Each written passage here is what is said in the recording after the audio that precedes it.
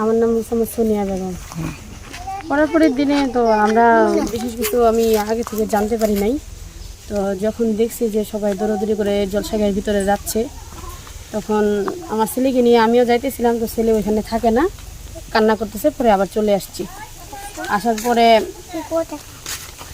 পরে আমি ওই কোনো রকমে শুধু আমার ওই রাইস কুকার আর একটা টিভি ছিল, ওইটা নিয়ে ওই গরমমতি বাড়িতে রাখছি। আর ওদের বাসায় ছিলাম। তো ওদের বাসায় আমি অনেক কষ্ট করে বের হয়েছি আর কি। এগুলো নিয়ে বের হওয়ার পথে ওদের সাথে দেখা হয়ে গেছে, লোকগুলো চারপাশ থেকে চলে আসছে।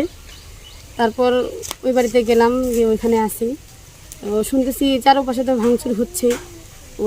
ওই পাশে থেকে আমার স্বামীর নাম বলতে বলতে আসতেছে যে ওকে বের কর, ওকে কচুর মতো কাটবো, ওর বউ বাচ্চাকে নিয়ে শুধু বের হোক, আমরা ওদেরকে কচুর মতো কাটবো করে আমাদের বাড়ি ভাঙচুর করলো, আগুন দিছে। যতক্ষণ পর্যন্ত আমার বাড়িটা একদম পুরে মাটিতে না পড়ছে ততক্ষণ পর্যন্ত 4-5 জন লোক ওখানে ছিল। আমি কলেমা পড়ি, লা ইলাহা ইল্লাল্লাহু মুহাম্মাদুর রাসূলুল্লাহ। আমি রোজা রাখি, নামাজ পড়ি, সব কিছু করি। তারপরে ওরা বলে আমরা মুসলমান না। আমি সব কিছু করার পরেও যদি আমি মুসলমান না হই, তো কারা মুসলমান? যারা আগুনে সব কিছু পুরাই দিছে তারা।